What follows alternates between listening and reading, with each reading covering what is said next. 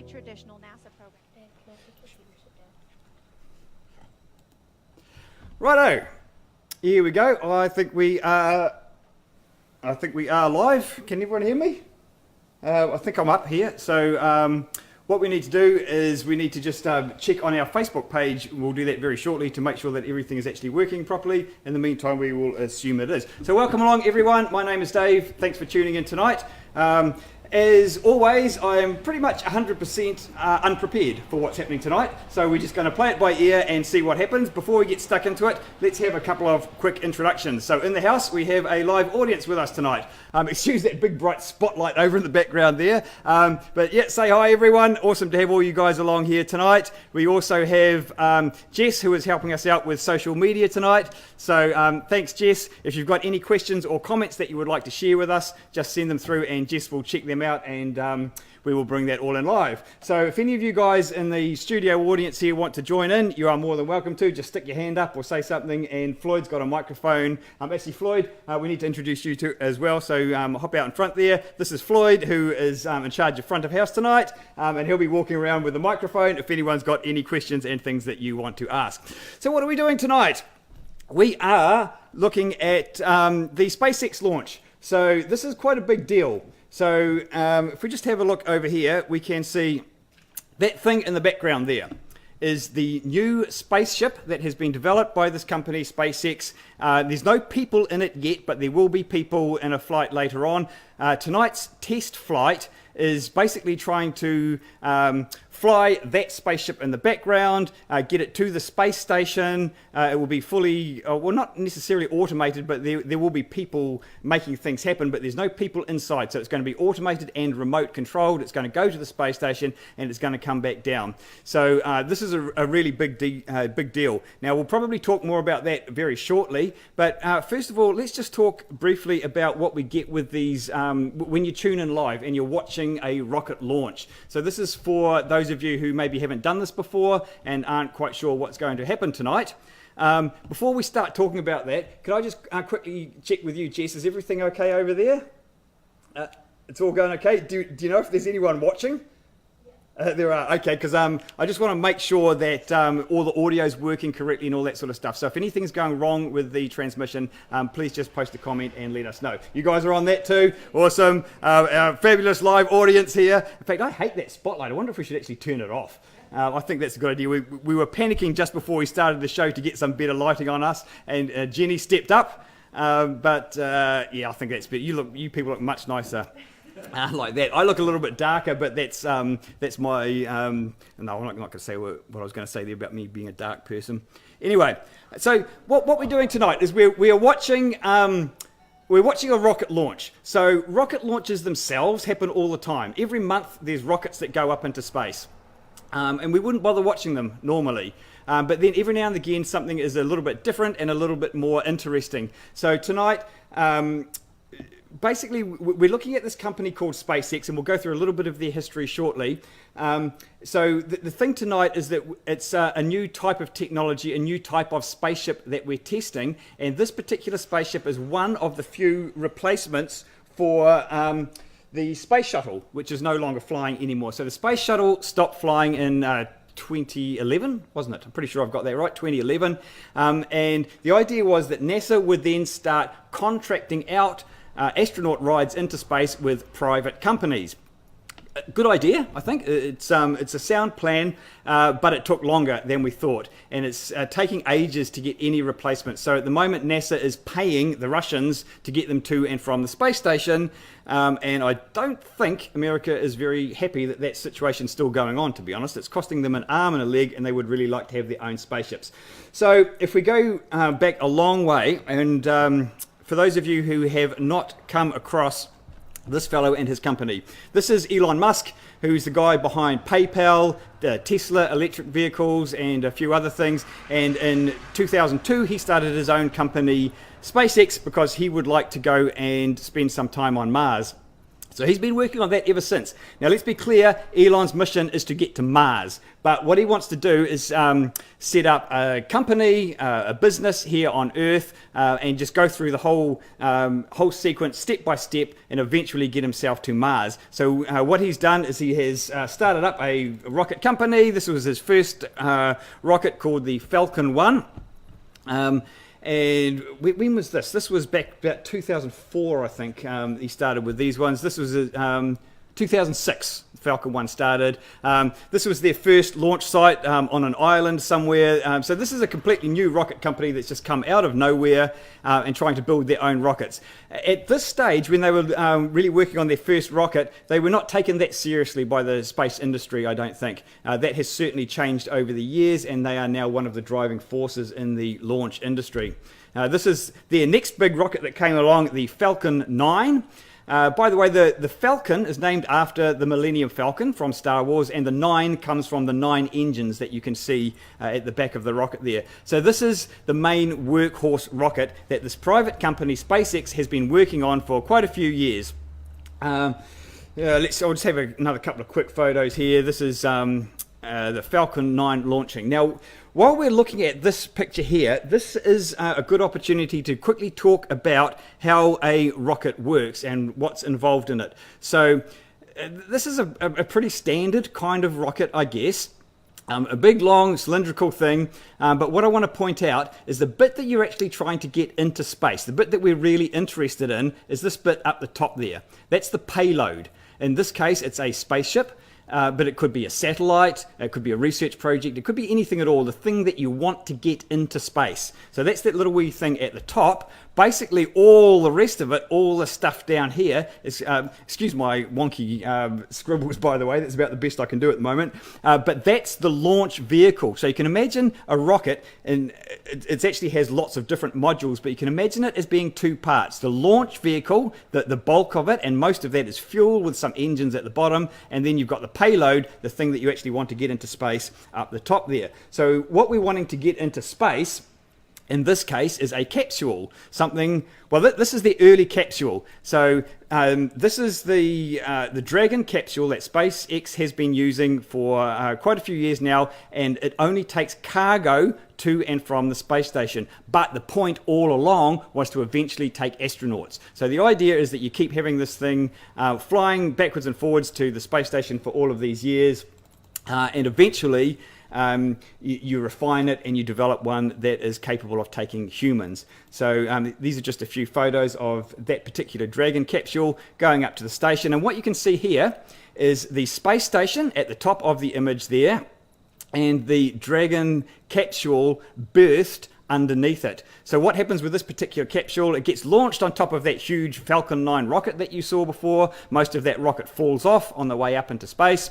And this bit here is the only bit that actually gets all the way to where you're going. And in the case of the Dragon capsule here, the cargo capsule, it was berthed to the space station. So that arm that you can see there, that robotic arm that was made by Canada, that reaches out and grabs it and sort of brings it up to the station. So that's a berthing. What's happening with the next capsule that we're looking at now, the Dragon 2 capsule, is that will actually dock, which is a whole different procedure, and it actually brings itself right up to the station and will dock with the station without that whole arm having to be involved, which is a better way of doing it.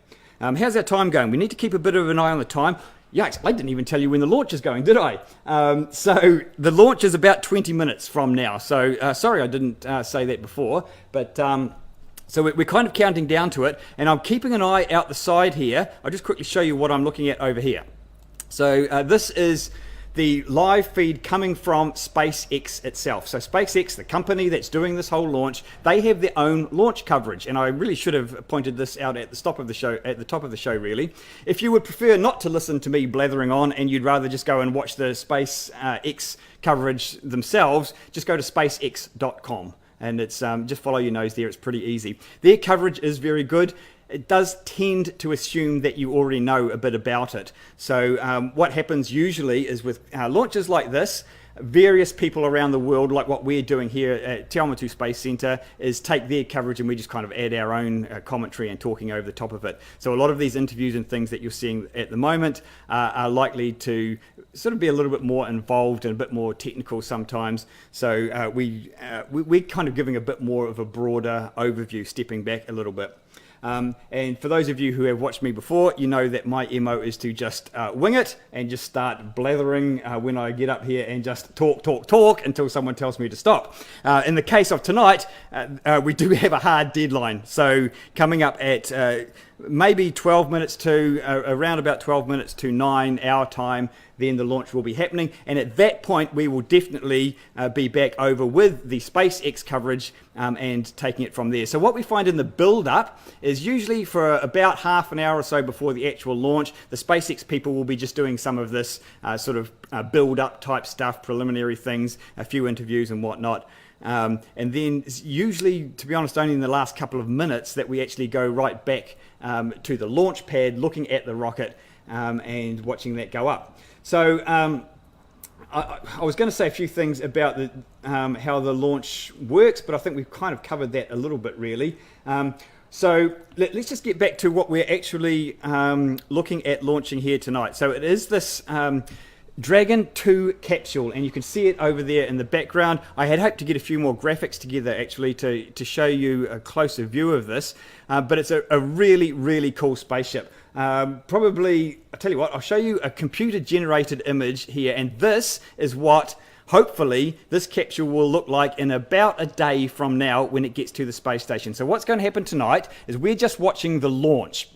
And we're really hoping that everything works well with the launch, obviously. Then it takes about 30 hours for this capsule to get all the way to the space station. And then there'll be a whole other process of it docking with the space station. Now, I'll mention now, if you want to watch that, yeah, it's about 30 hours away. So you can probably go to NASA TV, actually, and watch it there, because NASA will be covering this one, and I imagine SpaceX probably will as well. A word of warning, though, dockings take forever. It's a long, long process. So the capsule will come up to the space station. The space station will be in front of it. The capsule's coming up to it like this. It'll come in a bit closer. Then it actually backs off for a while and does a few other tests and then comes in a little bit closer. And it's going to take a long time to actually join up. So it's the sort of thing that you might actually just want going in the background, perhaps. I'm just seeing on the live coverage over there. This is the first shot I've seen from the coverage. Looking actually at the rocket. Now I should point out that this is about 3 o'clock in the morning for these poor people in America. It's a nice and convenient time for us, not so much for them. It's a nighttime launch over there. They're asking a question: will any cargo be returning from ISS with Crew Dragon back to Earth? I don't know the answer to that. I imagine maybe some rubbish might. Let's have a listen. Biological research, you're looking forward to getting your samples back as often as possible so you have flexibility in doing your research. So the new CCP capability, that's another thing that it will provide for us. That's great. That's all the time we have, unfortunately. Thank you so much for sharing your insights with our viewers. Goodbye. I was getting a bit of an audio break up there. I hope no one else... Oh, you guys can't hear it at all, can you? So sorry about that. But if anyone could comment and just, because the audio did seem to be breaking up to me a little bit there. I hope it's not going to be like that during the actual launch. Never mind, let's get back to what we're talking about. This is the capsule. This is a big deal. This is really important. Why do we even care about what's going on here? Like I said before, the Dragon 2 capsule is one of the 2 replacements for the Space Shuttle. So the Space Shuttle stopped flying a long time ago. NASA currently has no way to get its astronauts to the space station and back, or anywhere else. So America currently doesn't realistically have proper human spaceflight capability. So this is getting America, NASA back on track and getting people into space. So initially it will be used for getting astronauts to and from the space station, but further down the track it could be used for all sorts of things. Also, I mentioned that Elon Musk's plan is eventually to get to Mars. So his original mission was to create this spacecraft that we're seeing here, hire it out to NASA and Russia, I guess, if they wanted it, to go to and from the space station and do other things, and that would create the money that he needs to get all the way to Mars. However, it's looking now like this particular spacecraft is not going to be the one that Elon goes to Mars in, and instead he's got this idea for his next generation rocket. So this will be the one to replace the Falcon 9. Looks pretty sci-fi, doesn't it? It's pretty ambitious. It has been, like, Elon Musk likes to change the name of all his products every 5 minutes, so it's hard to keep up with their names. When I made this slide, it was known as the BFR, which stands for the big freaking rocket, or some words to that effect. It's since been changed. It's now Starship. It's Starship it's called at the moment, isn't it? But honestly, it really is hard to keep up. Anyway, that's the future. That's the spaceship that Elon wants to take people to Mars in. Whether or not he will do that, certainly whether he'll do it in my lifetime or not, I don't know. I think he's got his work cut out for him. But in the meantime, you just got to take your hat off to Elon for what he's managed to pull off so far. I want to show you inside that capsule. Let's just have a look at the other capsule. So this is the one that we are hoping will take people back into space. Actually, so before we go any further, if this works tonight, there's one more test. I think it's one more test after this before people actually go in this rocket. The next test after this one's going to be really awesome because that's an in-flight launch abort test. We probably haven't got time to talk about that tonight, but that's going to be really cool. That's when they test the whole ejection system. So the rocket's launching, it's going up in the air, things start getting all explodey down the bottom of the rocket, the top of the rocket gets shot off the top, and the astronauts go and fly somewhere else. Remind me someone to show you a quick video, if we get a chance, of a pad abort test that they did a while ago, because it's really awesome. Anyway, let's have a look inside it. I've just got a quick photo here of what it looks like inside. It's a very cool spaceship, this one. It's just awesome. Kind of, to me, it speaks a little bit of the TARDIS, one of the latest TARDISes, I reckon. It's kind of got that sort of aesthetic about it. It fits 7 people in there comfortably. Unbelievable. Now, I've watched people get in and out of these seats, and this is a revolution. Honestly, for a capsule that's not really that big, the amount of room that you've got in there is just quite staggering, really. So it's a very cool spaceship. It seats 7 people. Someone pointed out to me tonight that they only have normally 6 astronauts on board the space station, so why would you need 7 people? That's an interesting point. Part of the thing there is that they are hoping to increase the normal complement of astronauts on the space station from 6 to 7. Now that doesn't sound like such a big deal, but actually it really is, because on the space station, which we should have a look at, I wonder where it is.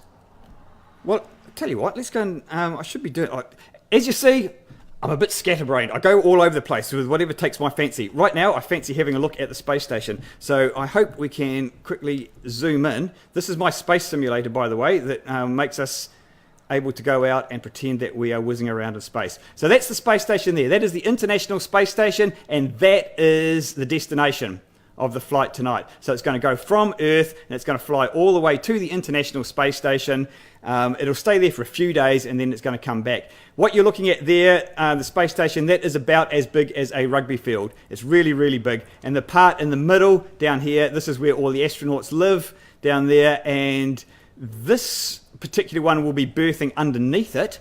You can well, I can't really see it very clearly, but you can kind of see under there the robotic arm. That's where it's going to berth. Then the next test is actually going to come and dock right at the front of the space station. So what I was saying was that the crew complement is going to go up to 7. What that means is, because there's a lot of just maintenance work that needs to be done on the space station, a lot of the crew's time is spent just looking after the space station. So you can imagine if there's 6 people up there, there might be sort of 4 person days being just spent just keeping the space station going. So when they get an extra crew member up there, they're actually hoping to double the amount of science that they're doing up on the space station, which is amazing, because it's a science laboratory. That's what the space station is all about. It's a science research lab in space.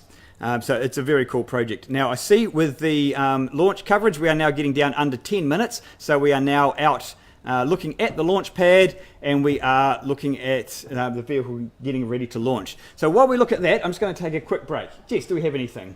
Someone said it's a little bit static, but not too bad. Oh, okay. Thank you for that comment about the audio. Did we have any other questions or comments, Jess, on social media? Okay, keep an eye out for that. Do we have any questions from our audience? Comments? Greetings. Want to say hi to anyone at home? Oh, they've all gone shy. They've all gone quiet. So you can see the ticker down there at the bottom there. So that's showing us where we're at.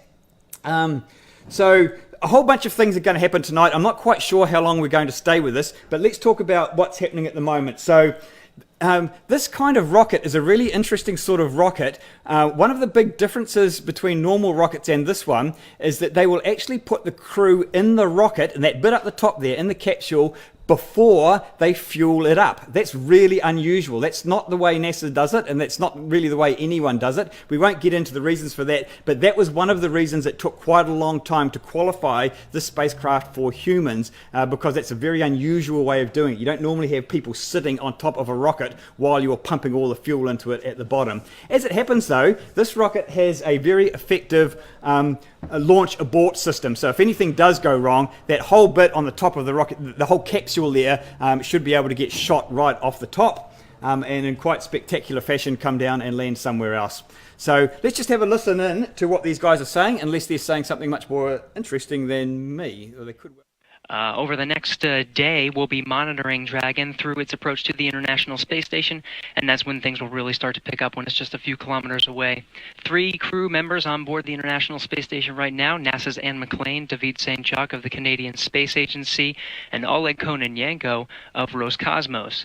Really, over the past week, they've been reviewing a lot of procedures for the... Okay, I don't care about that. Let's get back to what we were talking about. What's going to happen? So at the moment, I kind of lost track as exactly where we're up to, but they're obviously already doing the chilling. So that we're only 7 minutes out. So the fueling would have, I think, pretty much all happened by now. I'm just looking at my timetable over here, and it says here by 7 minutes out. So that's T minus 7 minutes. Yeah, all the fueling should have been done. So it's just in case you're interested, it uses kerosene, a common rocket fuel called RP1, based on kerosene and liquid oxygen as the oxidizer, just for those of you who are interested in that sort of stuff. So it's all pretty much ready to go. You can imagine that there would normally be people sitting on in the capsule up there. You can kind of see from the launch tower, you can see that gantry going across there with the lights on it. That's where they would walk across and get themselves into the capsule, and they would all be ready to go about now. So we would be looking to move to internal power fairly soon, so the rocket is kind of taking over its own control. A few other things need to happen. I'm just looking for when we have the go, no go calls. Doesn't actually say on my list, but tell you what, I might just turn the sound up a little bit so we can hear what's going on in the background there. At some stage, the flight controller, we are just moments away from our launch of the... we would start calling for a go, no go. And so what the flight controller would communicate with all the different heads of departments and ask for go, no go. And if they say go, that means their department is all ready, they're all happy to go. If they don't want to, they will say so. So we're hoping for everyone to say go, and we are also hoping not to hear the word hold or anything like that, because that means stop things. So nothing's happened yet, and we're getting closer and closer, so we're kind of optimistic about the way this is going to go. We've got 5 minutes to go. I'll do one more check. Has anyone got any questions or comments? No, we're all good. Okay, so once the launch happens, it's actually, I'm not sure exactly how long this one takes to get into space. It's normally about 8 minutes is normally how long a rocket takes to get up into space. Ooh, yikes, see, we've just lost something here. Thank you, guys. What happened there? It's our poor live audience. Okay, I think we've got your screen back. You can see that again? Okay, cool, thank you. So it launches. Basically, it's going to take X number of minutes to get up into space, and there's a couple of things that will happen on the way, and we'll get back to them in a sec. Jess, you've got something on social media over there, have you? Yeah, a question from Carsten Beans. Yep. Do they have dummies in the capsule? Thank you, Carsten. I'm so glad you brought that up. Carsten is a regular contributor to everything that we do here at the Space Centre. Have they got dummies on board? Yes, they actually have. So inside the capsule there, they have it's like a crash test dummy. And they've only got one in there, and this particular one is called Ripley, after the character from Aliens. So there is indeed a dummy in there that is all wired up. I tried to grab a photo actually, Carsten. I don't suppose you've got one. It's probably a bit late now. But I was hoping to show you what it actually looked like, but I don't even know, and I'm not even sure if it's sort of a female or not. But anyway, there is indeed a dummy called Ripley inside the capsule there. So what we might do is, we're only a few moments out now, I think we'll get ready to cross over. We are T minus 3 minutes 25 seconds. T minus means time minus. That's when you're counting down to something, you are T minus. Once we hit 0, we then become T plus. So the mission is counted in T plus minutes. So you'll see once it launches. Actually, I'll have a look down here. So according to this, max Q is only T plus 58. So yeah, so a few things that are going to... Actually, I'll tell you what, we probably should just cross over to the coverage and we can talk about things that are happening as they happen. So usually at this point, there's not really a lot of talking going on, but we kind of need to be ready to just listen to anything they say. And in particular, we're listening out for... no one's ever going to sound panicky. Lead verification, stage 1. But we're listening for words like hold or anything that might indicate a problem. So once the spacecraft launches, a few things to look out for. One of them is max Q. When someone says something along the lines of the vehicle has reached max Q, that means maximum aerodynamic pressure, and that is when the rocket is flying, that's the point where it's subjected to most stress from the atmosphere. The aerodynamic pressure on the vehicle is at its maximum. So the vehicle's going very fast, but there's still enough thick atmosphere for the maximum pressure. So Dragon water closeout. Okay, so stage 2 LOX load closing out. LOX was the liquid oxygen that he was just referring to there, so they're closing off some systems there. So the max Q is, that's one of the areas where things are most likely to go wrong. So in fact, once you get past max Q, that's kind of a little, phew, we've got that far. Hopefully it should be easier from then on. A couple of other things. This is a multi-stage rocket. That means that it's made up of different stages. Closeout is starting. And each stage, as it's not being used, as it empties all its fuel and you don't need it anymore, it falls off and falls back down. And as we know, SpaceX has pioneered recovering, landing and reusing those stages. So that's a big thing that they're doing. So we will be listening out for things like engine cutoff and separation and stuff like that. So these are things that need to happen on the way up. Once the spaceship is actually in space, according to my timeline, 11 minutes Falcon after launch, startup. Ground gas closeout is complete. the Dragon will actually separate. So I'm picking we'll probably stay live until about 12 minutes after launch or something like that. So T plus 12. Anyway, I think what we should do is we're getting very close. Stage 2 is pressing for flight. Let's hand it over to the team for the actual countdown.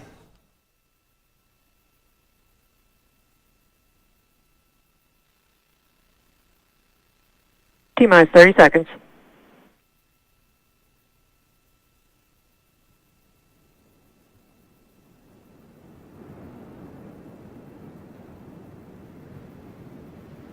Stage 1, pressing for flight. T-minus 15 seconds.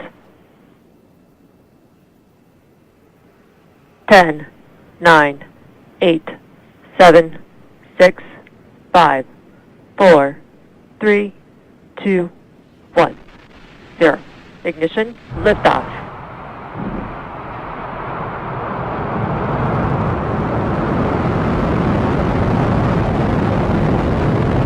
Vehicle is pitching downrange.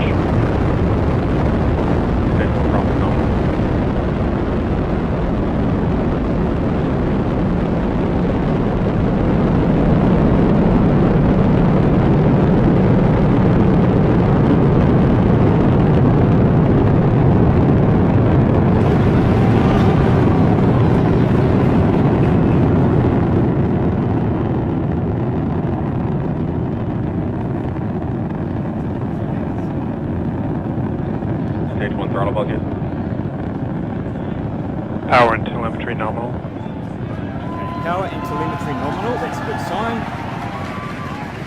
For those of you just joining us, you are watching a live view of the Falcon 9 rocket as it ascends through the atmosphere carrying the SpaceX Dragon 2 capsule to Vehicle orbit. is super fine. Okay, so it's all looking good so far. The vehicle just passed through max Q. That which was is the a point of quick max maximum Q, so they aerodynamic passed pressure max Q. on the vehicle. Well, Normally, As you I can think it hear in the takes longer than background, that. the excitement Yes. at SpaceX headquarters is unbelievable here.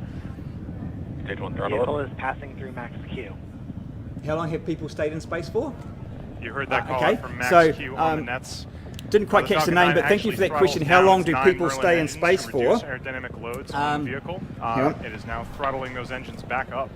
Normally 6 months. So the normal tour on board the space station is about 6 months, and what we find is that after 6 months, that's when the negative effects of being in space really start to have quite an impact. So normally most astronauts don't stay up there for longer than about 6 months. So you can see from the onboard camera here, looking back down at all the exhaust there. So I'm just thinking T plus 242. T plus 238 is the first and second stages separate. So that's coming up in about half a minute. So what we will see. Stand by for main engine cutoff, stage separation, and second engine start. I should let them talk about it, shouldn't I? Just about 20 seconds from now.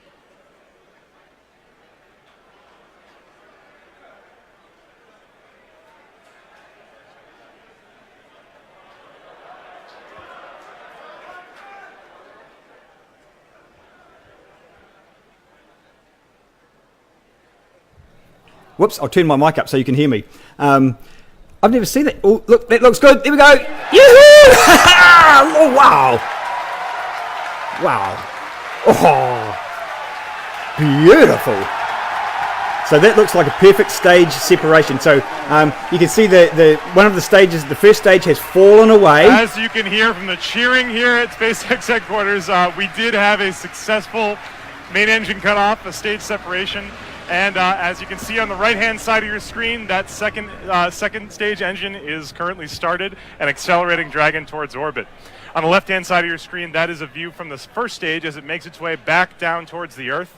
Let's go down to Lauren and Dan for updates on that first stage recovery.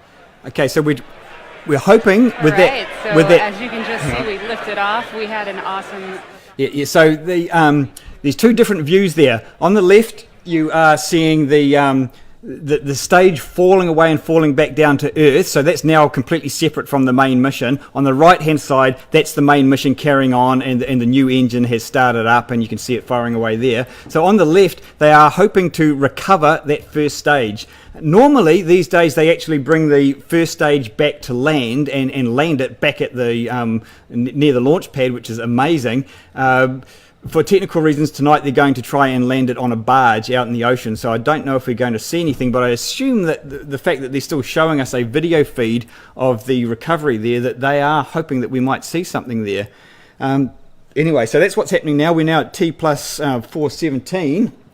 Right, so they've just gone to the second stage there. Right, so at T plus 7, yeah, so we've actually got a few minutes to go. So that first stage is just still falling. Right now, it's just falling through the atmosphere, falling back down towards the ocean. And then what was it? T plus 7 minutes and 48. There'll be a burn from the first stage, and hopefully we might get to see something there.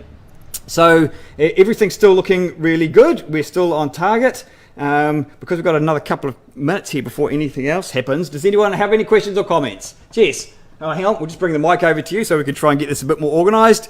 We're getting our systems slowly better and better here, everyone. It's all trial and error, and as usual, it's all last minute. So, how are you going there, Floyd? You got the microphone sorted out? Sorry? Okay, Jess, just call your question out. What's your question? What are the altitude and speed scales in the bottom left, miles, kilometres or kilohertz?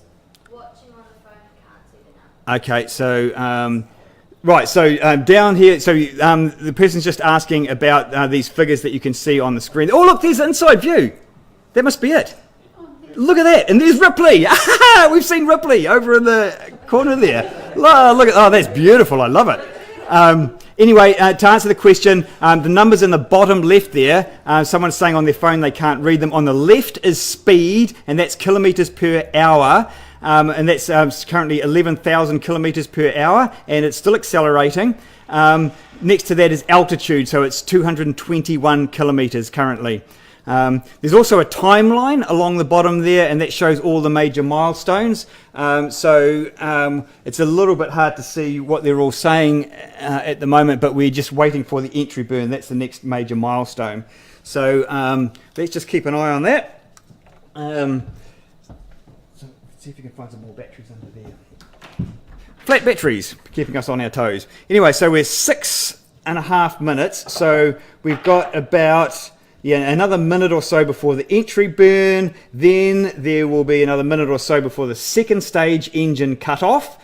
So it's about T plus a bit less than 10 minutes where we are hoping to see that first stage landing. That's not critical. If the landing, that first stage comes back down, if it lands in the ocean or hits the barge and explodes in a million pieces, it's not great, but it's not critical. So it's not actually part of the mission, and there are no people on the boat either, just in case we see that all go up in flames. Hang on a sec, Jess. I think we're back in business with our microphone. Well done, Floyd. Good on you, mate. Floyd will bring the mic over, and hopefully we'll take another question. Fire ahead. What's the max speed it will get to? Well, I do not know. I do not know the max speed it will get to. I'm sorry about that. What we need to do as part of our system is have someone available to search for that sort of stuff. So, Jess, if you feel like having a stab at that and seeing if you can find out what's the maximum speed. Tell you what, if you look for the maximum speed for a Falcon 9, that's probably what we're after. Anyway, we should get back to the coverage. Not a lot happening at the moment. We're just kind of keeping an eye on everything here. And we don't really expect anything to go wrong at these stages here. Oh, hang on. So on the left there, let's see what they're saying. Yeah, there we go. Was that a bit early? No, sorry, I was a bit late. So that was the cut-off, the next engine cut-off. Okay, so they're saying it's going to keep burning for another 15 or so seconds. So a little back-to-back action now as we see stage 1 coming back down towards Earth, stage 2 still making its way up into outer space. The Dragon still nestled on top, getting ready. Stage 1 entry burn shutdown. Righto, so the stage 1 entry burn has shut down. So that was what was happening on the left-hand side there. The first stage that was falling back down to Earth did a burn of its rockets. I should mention that actually. When they talk about a burn, they just mean burning, like firing their rockets for a certain amount of time, and then it stops. So we're back with the second stage. Where are we? 8:45. Oh, second stage cut off. So we're looking to see this engine stop burning very, very shortly. Invac's throttling down for SECO. SECO, you hear the commentator in the background saying SECO. That stands for second engine cut off. Stage 1 is And we have had a successful shutdown. Invac. Successful shutdown. So that's the next milestone. And you may be able to see along the curved timeline at the bottom there, we've just gone through SECO 1, that's the second engine cutoff. Oh, and that's showing us a graphic now of where the vehicle is above the Earth. So you can sort of see Florida over there. Can I get my drawing thing? So this is Florida down here. And this is the... Oh. Right, so the landing burn has started. Yo, okay, so that's big.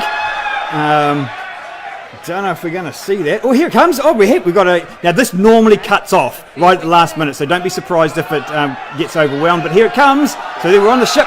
So see, it kind of gets whited out. Ooh, look at it. Looks good. Ooh, is it good? Is it good? Is it good? Oh, I don't know. I think it's good. They're all clapping. They're all clapping, so...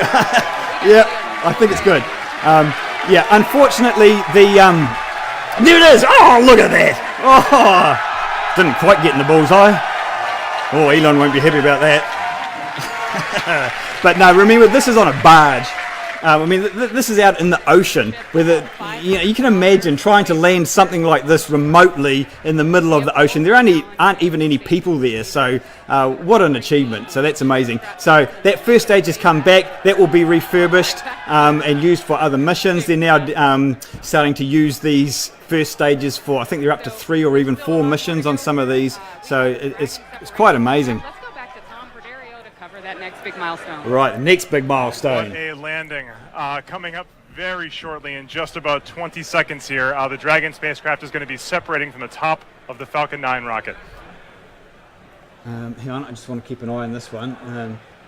11. Separation should be occurring around 11 minutes and 5 seconds. This is now, so Just we've about all now. got to Let's watch wait this for one. I'll confirmation. get back to you, Jess. Confirmed. Is that a globe floating around in there? You know what it is? It's what, sorry? And there it is. It's a soft toy. Oh, I missed it! Oh, wasn't paying attention.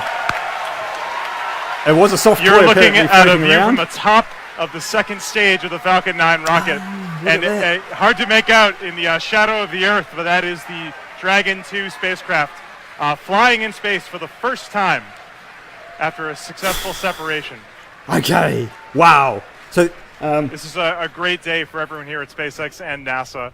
Let's go back over to Gary Johnson and see how they're handling it over there. It's kind of crazy over here. How is it over there, Gary?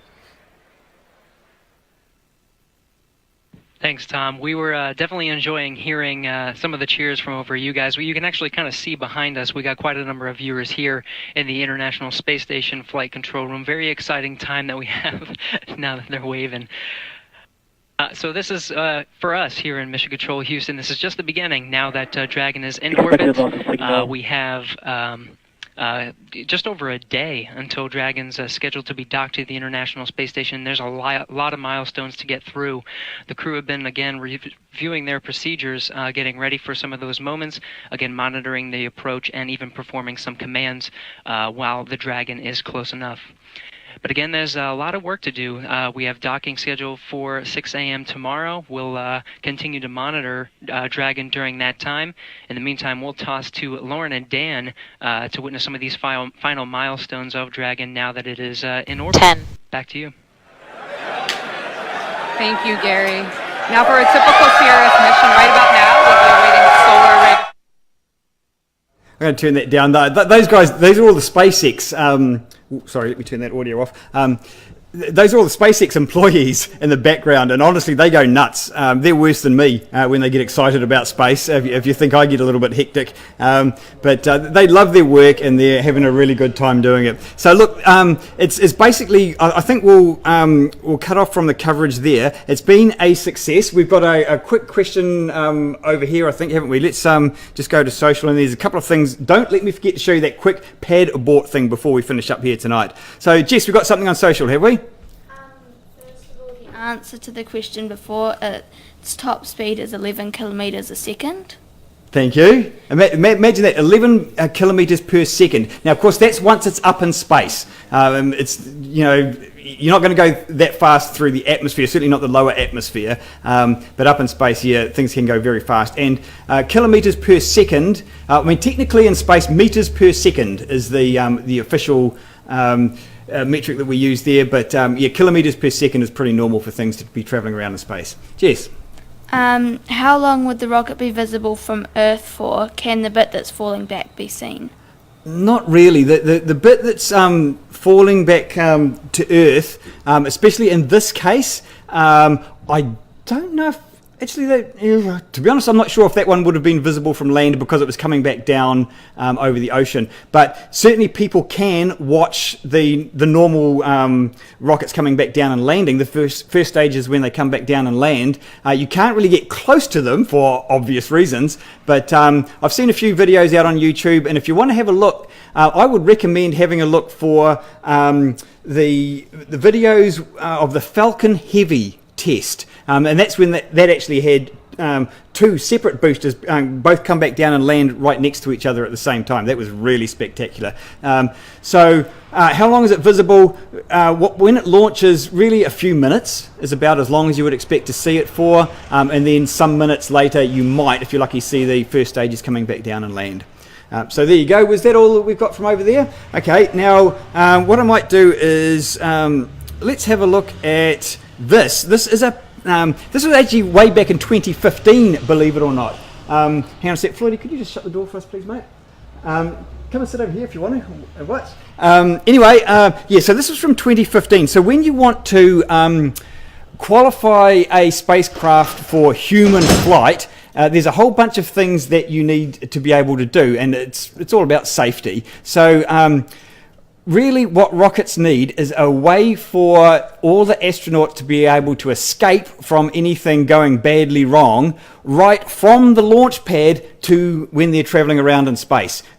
You want at any point in that whole journey for them to be able to get away. Now, traditionally, rockets have not really been that great at that. Some of them have been really good, some of them not so much. But what you want is a launch abort system. I'm just wondering if I've got a better picture to show you. I might not have, actually. Oh, look, I'm not going to worry about that. But basically what happens with this particular spacecraft is that it's got these built-in rockets, and that's really new and innovative. And so if the whole rocket is going up and things go wrong down the bottom, then the capsule with its own little wee rockets launches off the top and it takes the astronauts away from all the fireball. So I think, from memory, this one had really loud audio, but let's see if I can find my mouse. Let's just have a look at this. So this is, oh, hang on, before it goes, this is just a test of the capsule itself firing its launch abort rocket. So that's why you're seeing this little wee stubby thing on the launch pad there, because all the main launch vehicle's not there. We're just testing the capsule itself. So this is what it would be like. You imagine that's on top of a big rocket. That's where the astronauts are in. You imagine the rocket underneath it, and that's what happens. So its own little rockets go shooting off into the sky. There's the astronauts in there. All the drama and everything going wrong is hopefully well below them. It's not exactly a smooth, comfortable ride. Check this out. That bit at the back is called the trunk. That comes away. The astronauts are in that bit that's floating around there. Puts out its parachutes. So it'd be a bit of a hairy ride, I think. Yeah, I don't think you'd be doing it passing through 600 meters. If you're a little bit sensitive to this sort of thing. If you don't like Rainbow's End, I don't think you'd enjoy that ride very much. So what's happening from here, let's just turn that audio down. So that test was done a long time ago. We're now testing, well, I guess we've just tested a launch. We're going to test the Dragon 2 all the way to the station and back. The next test will also be uncrewed, so there's no people on it. But what you just saw there, they will be doing that test but in flight. Okay, so that was a pad abort, launch abort. This one will be an in-flight abort. So the rocket's going to go up and we will actually see all that happen on top of the rocket. So that's going to be awesome. I'm really looking forward to that. Now, I can't remember the dates offhand, but it's pretty soon. So it's this year, in fact, it's in the coming months that we're going to see hopefully the next demonstration there, and really not that long after that we're going to start seeing the first humans go up in that capsule. So where we're at, so we've just started this mission. The launch seems to have gone very well. I don't see any problems with that. I can't really see a lot of problems with the rest of the mission, to be honest, but we still do need to make sure that it gets to the space station, that it can get away from the space station, do the whole docking thing and everything, and then come back down and land on Earth. Now, these capsules do land out at sea. I was going to talk about some of that stuff, but I think we're really out of time, maybe another time. So I think that's pretty much it for it tonight. So I'm going to be wrapping up in the next minute or two. So if you've got any last minute questions or comments, now's the chance. We've had a very quiet audience here tonight. Maybe we should be racking them up a bit. Maybe we should lob something out into the audience to shake them up a little bit. Does anyone have any comments or questions from the audience? Thank you. Cool, thank you so much. And I want to thank you guys for coming along tonight. Now, in the future, I'd like to do this a bit more. So for those of you who haven't been to the Space Centre, you're looking at the main room of the Space Centre here, and we can move things around a bit. I've been very busy in the last couple of months putting a lot of displays on wheels so I can move them around and fit more people in here. So I'm quite keen to do more of this sort of thing, and I'm quite keen to invite more people to come along and be part of the audience here. And we might even do some competitions and giveaways and things like that. So I think we can have a lot of fun with it. Jess, is there anything happening over there? Floyd, you got something? Someone's asking about how we live cast. Okay, that's a whole different issue in itself. Sorry, what's that, Jess? What are you using for the broadcast? What are we using for the broadcast? So for those of you who are interested, I use XSplit Broadcaster. I'm also a fan of OBS broadcasting software. In fact, I use both of them. I use XSplit for the live broadcast here, and I use OBS for a lot of the other stuff that we do around the centre here. If you want to get hold of me and ask more about that, I'm more than happy to talk about it. I am also more than happy to talk about our setup here. In fact, one of these days I should show you guys what I've got behind here, because I think everyone will agree with me. It rocks! Isn't this just the coolest setup? It's fantastic, isn't it? I love my toys. I love my toys to bits. So yeah, one of these days I will actually show you how the system works here. As it happens, my background is in live television production, so that helps a lot trying to put this sort of stuff here together. Anyway, I think, was there anything else we needed to mention? Rocket Lab, the New Zealand rocket company, has got a launch coming up. We don't know, because that's a much younger company, and their launch targets are, shall we say, a little bit more flexible in the early days. But keep an eye out for what Rocket Lab is doing. Just so that you know, by the way, Rocket Lab is not really competing with what these guys are doing. I'll show you a quick slide, actually. This will help demonstrate that. And I promise I am working towards wrapping this up, honestly. But look, here's a quick graphic that shows you what we were looking at with this launch was this guy here, the Falcon 9. Some of the other rockets coming up are these much bigger ones, but the one that is launched by Rocket Lab here in New Zealand is this little fella over here. So you can see how big that is compared to the other ones. New Zealand is a small place with a small rocket company, but it's a real rocket company, and we're sending real stuff into space. So it's very cool indeed. Anyway, that's Rocket Lab. Keep an eye on their next flight.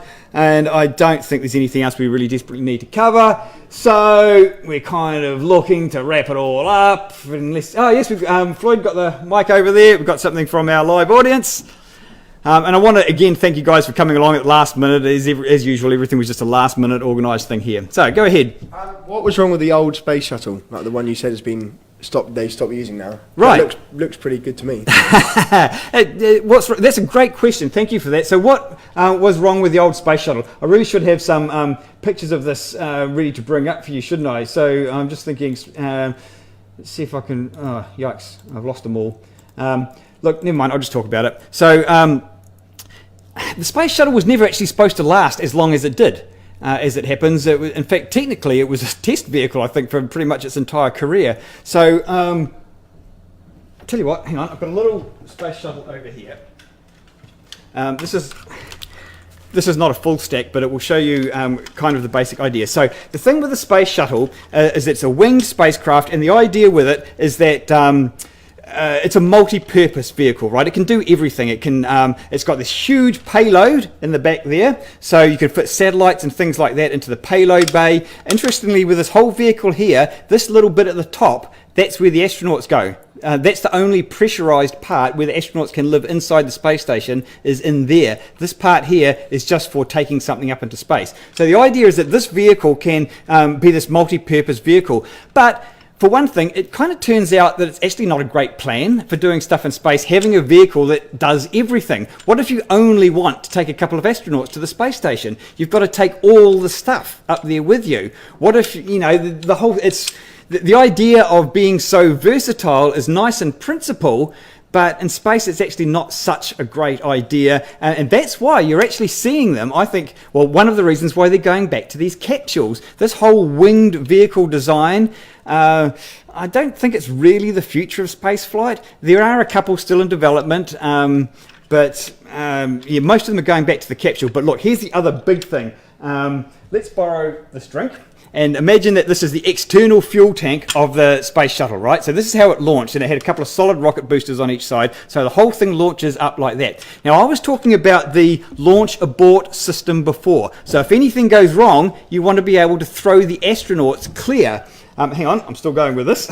So with a normal stacked rocket where everything is just on top of each other and you've got a capsule at the top, then you can do that. You can separate the capsule and you can send it away from all the drama. But with this vehicle, if anything goes wrong with any of this part of the vehicle or any of the rest of it, you're strapped to the side of it and there's no escape. You cannot get away. There's no launch abort system for this vehicle. This design is inherently unsafe. And Thanks, Floyd. We saw that, didn't we? So for a vehicle that, I'm not going to guess how many launches it had. I can't remember now. Does anyone know?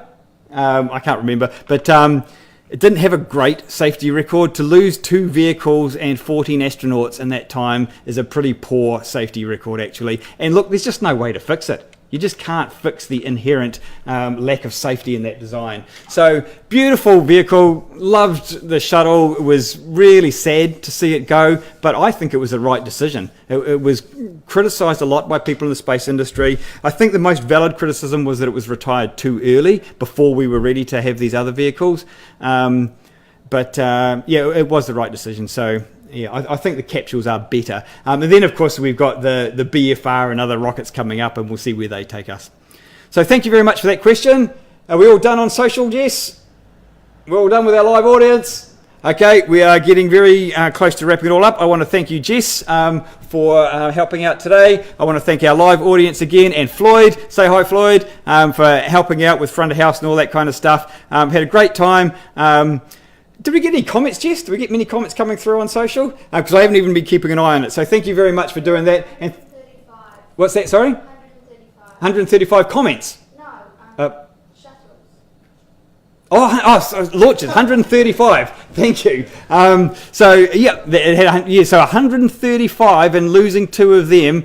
It's not that great, really. But anyway, it's retired now, and it's all onwards and upwards. So look, assuming that the rest of this mission goes well, we've then got that one more test, and then I think we're pretty much in business. So keep an eye on that, and keep an eye out on future. Just before I go, the last thing is I'm probably going to, in the future, be doing most of these broadcasts on YouTube. So please, if you haven't checked out our YouTube channel, go and find us on YouTube. Just go and search for Te Awamutu Space Centre on YouTube, and subscribe there. That would be absolutely awesome. Okay, I think we are done. Thank you so much, everyone. I've just got to remind myself how to stop the broadcast. I know there's a way to do it. I think I found it here. So that is it from us here at Te Awamutu Space Centre. Thank you so much for joining. We'll see you again next time.